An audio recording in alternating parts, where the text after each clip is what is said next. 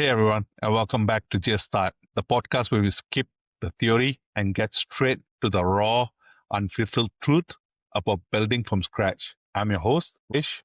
Now, every week we sit down with founders who've been deep in the trenches. But today, our guest challenge wasn't just a blank screen. He went into the terrifying world of physical products. Now, I'm not going to steal his thunder, so I'm going to allow Eric to share about who he is and his journey so far. Eric, for those at home listening to this that don't know who you are, how would you explain to people who you are and what you do and the origin of your background? Well, I would start out saying I did not come from the fashion industry or like making physical products or anything like that. It's like you said earlier, it was an idea. It was just, I couldn't find something that fit me right, that felt right. And I thought, well, companies do it.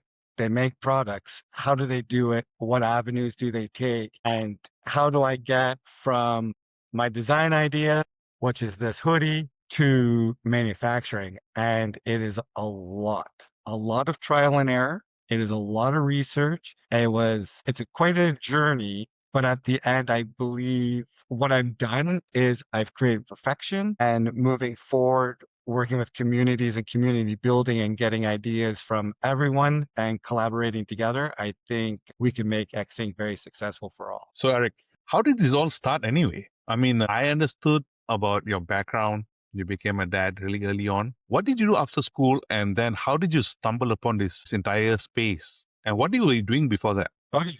So let's go back to school. So I went to school for office design. I designed office furniture, has nothing to do with clothing. And then, being a single dad, we had to look at where's life going to take us and where do we need to be to have the things that we want in life. So I went to the drilling rigs. I moved out west, me and my daughter, just the two of us, went out west, worked on the drilling rigs for like 15 years.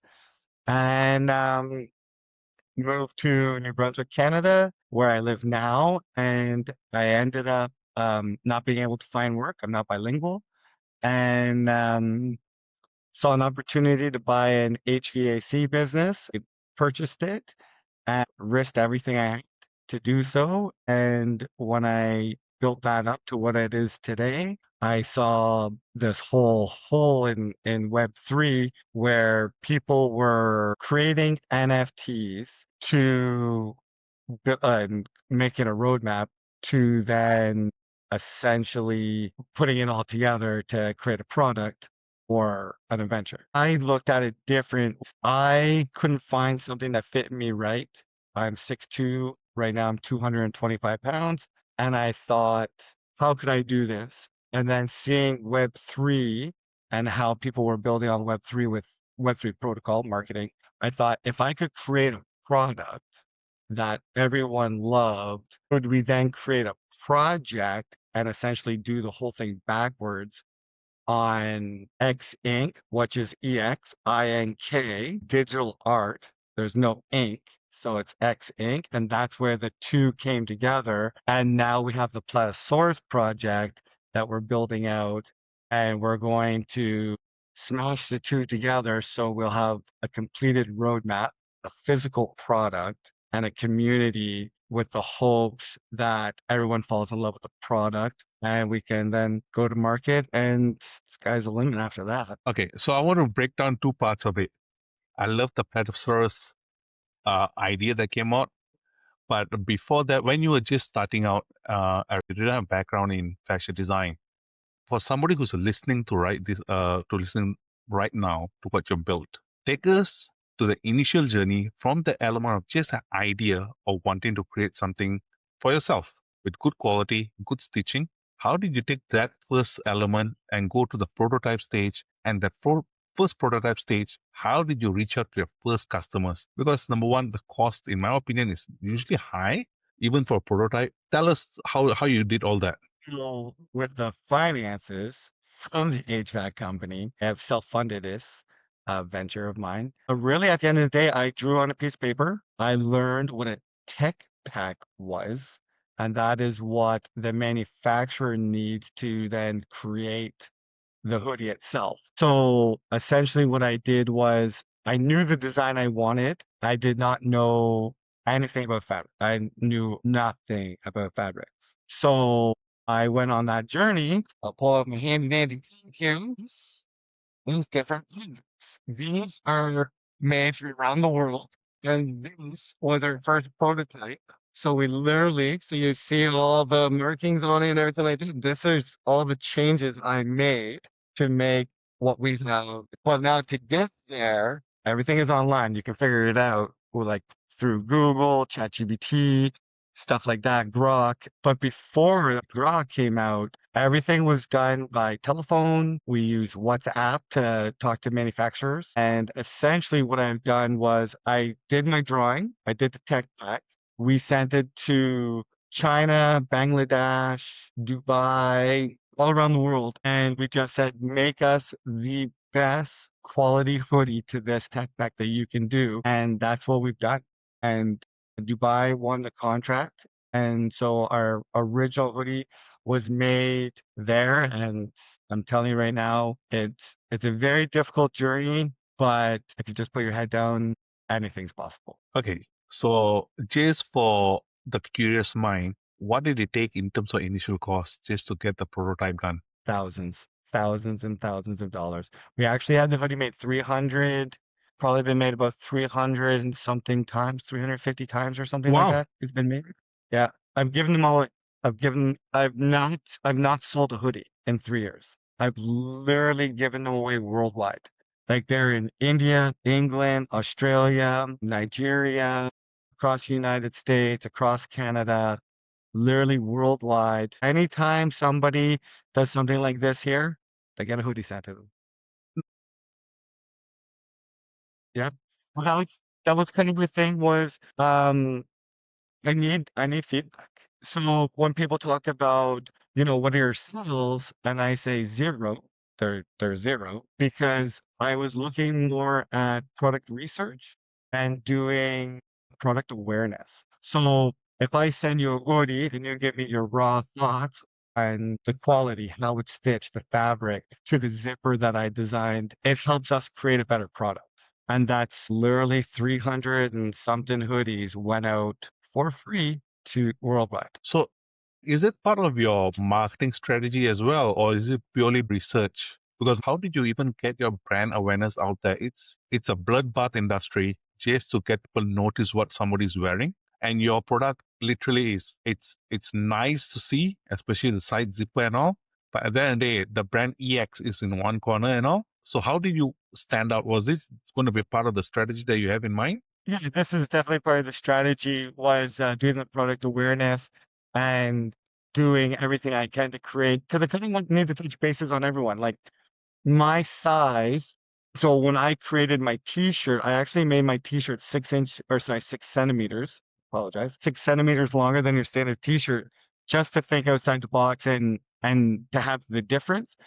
One thing I'll tell you is when you're doing research on clothing, it is amazing to see how many articles of clothing by different brands are actually made in the same facility, same fabric. It's just a different logo, a different tag. And you will pay anywhere from $15 to $20 for a t-shirt that has one tag on it to paying $182 for exactly the same shirt. Same quality. It's the brand you're buying. You're buying the name on it. And I thought, well, that's crazy. But they're all the same. There's not a different fit or a better sizing chart. So I thought I needed to change that. So that's where I came out on my own. So this particular hoodie is a blended fabric that was made for this hoodie. No company does that other than Lululemon. Lululemon, I look up to Lululemon for the way he's thought outside the box and he did his own thing and he did it the way he wanted to do it. And now getting into the industry and seeing what I've done, that guy's put in a lot of hard work to be that successful. And I thought, well, one guy did it, another guy could do it too. Back to that brand though, as I got to the size I am today, I didn't have the fit in the field that I was looking for. And that's where I had to go and create my own thing. Love the branding. I love their marketing. They have a great product. It just wasn't right for me. So then I created this, and that's where I'm at. Okay. So how did you get your first 100 people interested in your product? Because I've seen the feedback to individuals who have received a hoodie, and I know it's genuine because they never stop talking about it. Our mutual friend Hadi, for example, he Yeah. goes on and on and on and on. Every other person I've spoken to says the same thing. How did you know, put your ideal customer profile? So it was really just people that were bigger than regular people. I just Okay. thought my size wasn't, it was hard to find a good fit. As soon as you hit, 6'2", 222, 225, and then I got bigger out to 228, and I'm like, well, that doesn't fit me, right? So I just wanted a better fit. And I thought too, when you look at product design, you have the product. As soon as you change a stitch or you change how like the fabric you use, it's next level. Like I just thought to myself, wow, like change the fabric. It gave me a better fit. It gave it more stretch. It was more durable. It breathed better. And I was like, huh. And I'm still not done. Like somebody could come up to me tomorrow and be like, hey, let's try this fabric. Back to the drawing board we go. Try it again. So it's going to be a never ending thing. It's going to continue on forever. Now, moving forward from that, Eric, let's just say you just shipped 300. Now, the projects that you're working with in Web3 are insanely huge. How did you bag BAYC and partner up with them? Because you don't have sales, as you said. You create great product. You have 300 products that you've sent out. Big brands want to partner with them and are struggling to break through BAYC. How did you break through to them? It's the same thing as that what I'm doing for myself was being part of our community. So when you're part of their community, you're part of Made by Apes, which it's a licensing process you have to, apply for and all that kind of stuff. But at the end of the day, I believe that they see value in product, and the fact that I went outside the box and I wasn't um, I'm hoping that's why they looked at me, because I was actually supposed to be at Vegas with them just recently. They were at the Board 8 Yacht Club convention there. I was obviously too busy to make it, but I will definitely make it next year. And they will do like a product awareness within their event as well for people part of their licensing made by apes. So are you going to be just branding for your own ape, or are you doing it for every other ape that wants to launch their own merch? So I would actually like to collaborate with anyone even outside of the apes, because to me, I find um, on Bitcoin there's pizza ninjas. It's an ninjas. I like them. I like their little art characters and stuff like that. It look great on a kid's clothing line. So I think expanding out to multiple chains and allowing people to utilize their IP rights and stuff like that on our brand would be cool. If you're part of our community, actually, you can utilize any of your IP rights. And we're looking at doing a marketing campaign where, because it's your IP that's being used, you're going to get something back in return. We're doing quarterly, lots of giveaways. So speaking of that, can you talk more about your Web3 approach then? Because everybody's focusing on Web2. You're going to Web3, as you say, with BAYC. Tell us more about the NFT plan that you have in place. How is that correlated to what you're building? And I also understand you're coming up with a game as well. Yeah, so essentially what I did was I looked at Web3 and how it's been done over the last few years and thought it's good if people allocate the money properly. So if I say, buy this NFT, I'm going to create this clothing brand, and we're going to do this whole marketing campaign, and it's going to be wonderful. And over and over and over and over again, multiple wallets. I have hundreds and hundreds of NFTs that had just rubbed. They took the money and ran, and I wanted people outside looking in to understand that there is good people out there. There is people out there that obviously would love the opportunity to sell a piece of art, to move forward on a bigger scale, on a plan of a roadmap. So I thought if I could be the difference, and I would be, no one has ever corrected me wrong when I say this. If I was the first person in the last 3 or 4 years to come out with a completed roadmap, bought and paid for by myself, and sold you an NFT based upon things that were already done. It's a 1,300 piece collection. It's not big. It's all about having a voice, helping us build a brand, be part of the marketing, doing giveaways with the game, and essentially getting the clothing on people that want quality. And when I thought of the Platosaurus project was a character that I created when I was only 10 years old, talked to my daughter about doing this, and she actually said to me, why don't you use your character? Back when I was 10, there was it was called the Authors Conference. It was children around Canada wrote a little storybook. It was like 10 pages long. You had to create a character, create a storyline, and you got to meet Robert Munch and read to him. And I won that, got sent to Toronto, got to sit down with Robert Munch, and that was the character that's actually being used. Traits within the NFT project are actually traits of people that I know.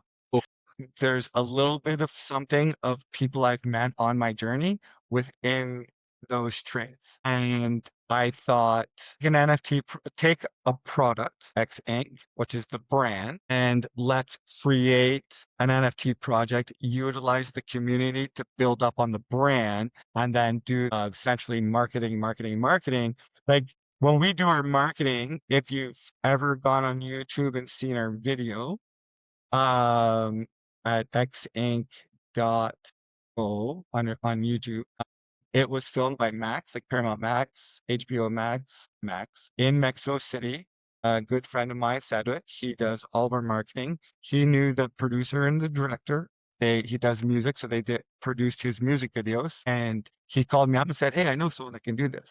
Let me call him." Called them. They were doing a Netflix special in Mexico City, and they said, "Yeah, tell them to come down, bring the product." So what we're going to do is we're going to use the same videographer, the same producer, the same director. We're going to create another ad, and we want to bring community members into it. So there's going to be competitions coming up. You're going to be flown down to Mexico. You're going to have a special part in our film. And for the length of period, I was down there for 14 days to film 3 minutes. what? 14 days for 3 minutes. A long time. Now we're going to try and get a better control on that because now we've learned a lot on how advertising works and marketing and stuff like that. So these are just things that we're going to offer community members. Like even the game that we're creating or we'd like to partner with because now we're in talks of partnership, was doing little competitions, leaderboard style, and essentially giving you the opportunity to win our clothing. No money out of your pocket. You just play a game, win the game, win product. Okay. So for the audience who do not know who Robert Munch is, can you just give a slight backdrop of who this individual is?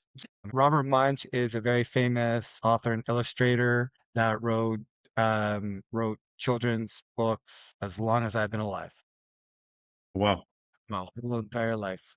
And so getting to meet that man was definitely a great day. It was a really cool experience. And that is where, the dinosaur came from. Like, to put it in the perspective, the dinosaur is part of the tagging right here. Right. Yeah, he's on the tag. This is the box. So this is what you're gonna learn today. So I created this Xing. Beautiful. Love the packaging. It should be an experience when you go to purchase. You put the dinosaur inside the box. That's dope. That's so dope. And that was kind of how we were tying everything together was I wanted people to know that X Inc. the brand was built off an idea. And the idea came from an NFT project and NFT protocol. Like Web3 protocol to me, and you'll in time, I mean, a really close friend of mine, Tio, he preaches it. He's like, the sky's the limit in Web3.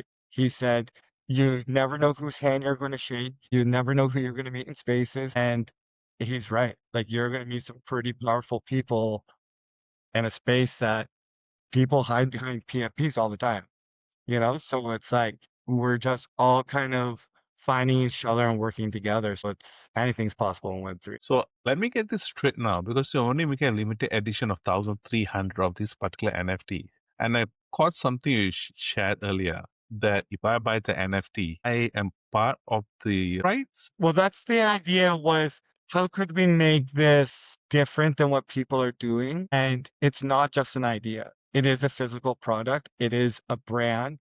We're legally trademarked. We're registered. We're incorporated. There's no legal paperwork that I had not signed to be where I am today. And to move forward, I would definitely be looking at the SEC rules and regulations and how to cross that line. It's all coming from an NFT project. So Eric, based on what you just shared now, if I were to please correct me the timeline here or the elements. You had no experience, but you had a desire to build something from scratch. You just drew it on a tech pack on a piece of paper, contacted suppliers from various countries just to get a prototype done. Wasn't cheap. You made 300, and to get feedback, you send them all out to various individuals. You self-funded it. You literally hustled for 3 years, and you're part of a community that has been described by many as one of the most successful NFT communities ever in Web3, BAYC. You've managed to partner up with them, and now you're doing a messaging using Web3 NFT approach similarly. During this entire journey, were there a time when you say like, screw this is too difficult, I'm off. I've made a nice journey, but I'm off. And how you got over that? So that happens. Like there's so many times my assistant will even tell you herself, she's like, the success that I would have or the finances I would have if I didn't spend the money that I've spent over on the side. Like we've allocated $100,000 a year over the last 3 years to get to where we are today. Like we didn't conform. Like we are the furthest thing away from being a generic brand as you could be. The Platosaurus project, we've had 4 artists to complete this. We've had 3 different website designers. We've had video game developers, all of my actual first introduction to Web3 was I had this idea. I was buying a video game platform NFT project called Meta Island. Tens of thousands of dollars spent on this video game. And when they rugged, it was a hard lesson to learn that there's some pretty good people out there. And I thought, you know what, I'm going to do this different. So I actually hired a Canadian company, a development team, an artist. It was this whole umbrella. It was a one-stop shop. It paid them up to a point, and I saw the light at the end of the tunnel. I said, "Hey, listen, I'm going to pay this bill, get it out of the way. Let's move forward and get this done." And they took the payment and vanished. And I was like, "Oh my God!" I was like, that was no joke. A ton of money just vanished, and I thought, "Wow, okay." So there's some really, really crappy people in this world. And that was the whole point of doing it backwards. Like when I said, and I will repeat myself, I will be the first to do this. And it doesn't matter if I sell 50 NFTs or 1,300 NFTs. The program goes on.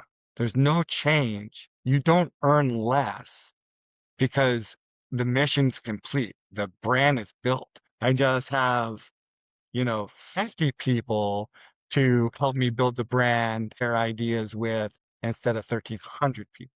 And that's really, at the end of the day, is just the difference. And so Eddie, what has been really good and knowledgeable, he's actually the one that brought me over to Stacks because, as most people know, I've been buying and selling. Actually, I can't say selling. I've never actually sold an NFT. I've only ever given them away. But I've been buying on Ethereum. So my Ethereum wallet is definitely bigger than most or others. But when I saw how Stacks was real builders building in Stacks, and I have not come across any real negativity within the Stacks communities. That's why I'm here. That's why I'm looking at Stacks. That's why I've been attending these spaces every single day, and it's just basically learning more. Like I don't know if you hang out with Blockface and know all those guys, but man, Heroes taught me a ton of information. He's kind of shown me other projects I should look at working with and stuff like that. Blockface, well, that guy's just so smart. I've never learned I've actually had to, hey, stop. I've learned this today. Don't try to teach me something else because I'll forget that tomorrow now. So, Yeah, and Mike's there's brilliant.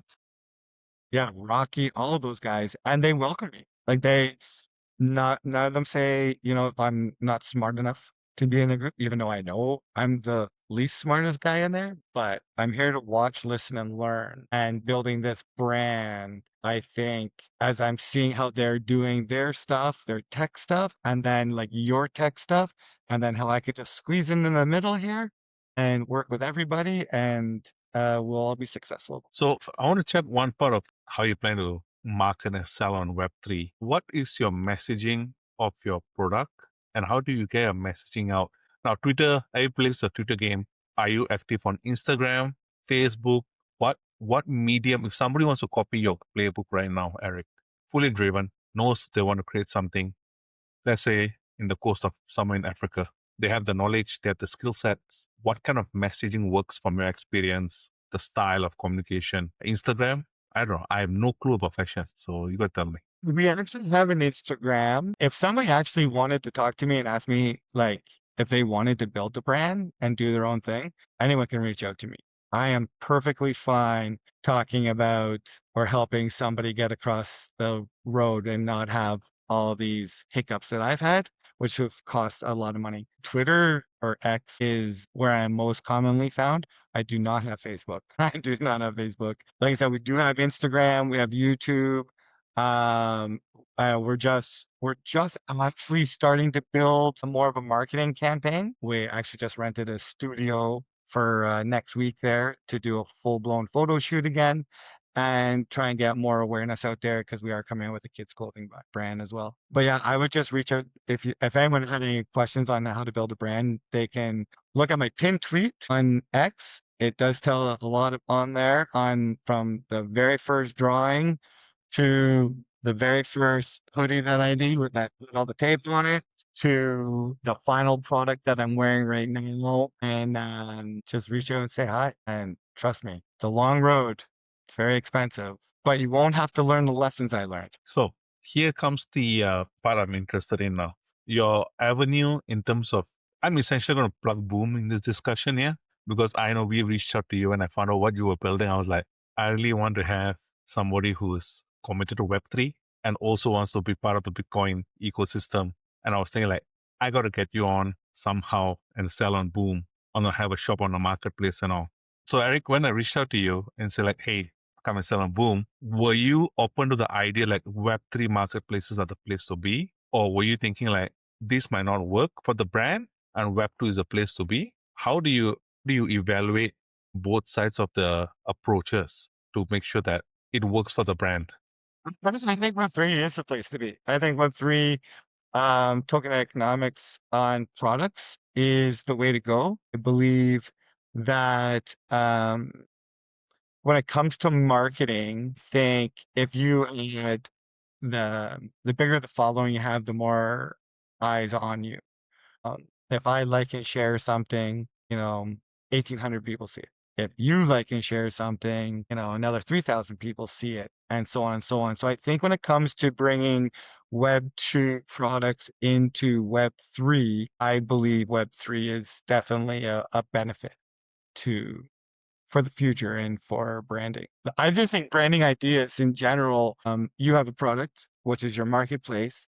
It's going to get really well known. And when it's really well known, it didn't get well known in Web 2. It didn't get well known because, you put an ad in a newspaper. It gets well known because the people that follow you and the people that follow me and the people that follow Hadi and the people that follow, The Organized and stuff like that. I think Web 3 is the place to be. What's your roadmap now for the next 6 months? I would like to see make a full partnership on the video game development side and have that completed so that we can launch the project. When it comes to the NFTs, the digital assets that we already have the metadata. We already have all the art done. And all of that's been done for over a year.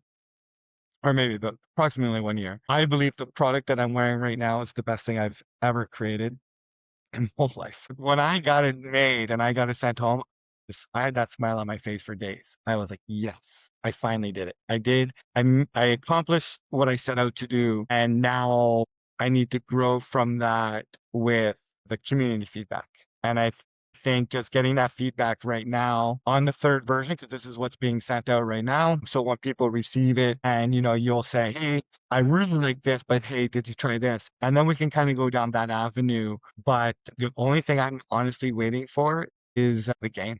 As soon as the game's done, then we can start marketing the project to launch the NFTs, move forward with the marketing campaign on EXINK itself. When is the game expected to be out? I got rugged. I had 2 levels created. We were going through changes. Again, ask for more money. This is the new thing now. When you ask me for more money, I'm going to associate that with you're going to rip me off. I swear to God, it's happened more times than I cared. It's happened a lot. So we're actually in talks right now with some other game developers. One's on Ape Chain and one is on Stacks. I did talk to GP as well. He is looking at how he could create. I sent him a blank character, and he's just going to show me what the capability is, and then seeing who or how we can tie this together. Like my idea, that came from Hero actually was not my idea. Hero's idea that came to me was to go on this a game being created on Stacks and just throwing competitions.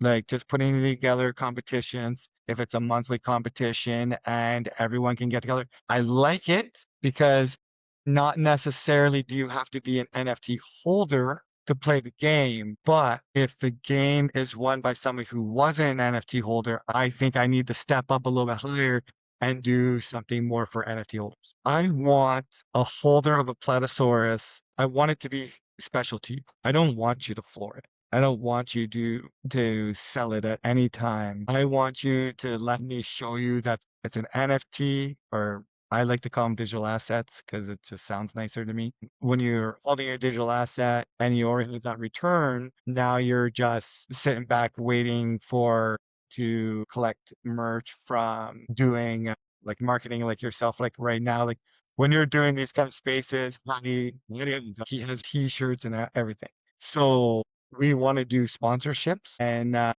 kind of have us everywhere all the time. If you're on Kick, you're on Twitch, you're streaming on any platform, where we're on Riverside right now, I want our clothing to be there everywhere. That's awesome, man. Eric, if you meet your younger self, what would you share that what you thought was true now that was not true back then? You can't trust people. There's a lot of people out there. I would actually tell my younger self this: take the risk, right? No risk, no reward. But be careful on who you're risking, like what you're risking on, because money comes and goes. That's not a problem. But I find I trusted some of the wrong people and I can't go back. And now when I see similarities on somebody that might actually be good, but I see similarities of something that somebody has done wrong, that I'm like, can't be their friend. I was like, no. And they might be a great person. I don't know. But somebody very similar to that person may have taken something that wasn't theirs. So I would tell my younger self to take the risk. Risk is reward. Eric, thanks very much for sharing a lot of what you have experienced. You dropped fruit bombs, to be honest. If somebody was to be interested in finding you right now on X, YouTube, or your website, can you drop them the handles right now so that they can reach out to you when they want to? Yeah, on X, it is EXINK_CO. And on TikTok, Instagram, and on YouTube, it is EXINK.CO. For some reason, X does not like dots. They wanted underscore. Very odd. Eric, this has been an absolute joy for me to learn about your journey, what's coming, and also in terms of what you're building on Web3. I really can't wait. One, as a participant of the product.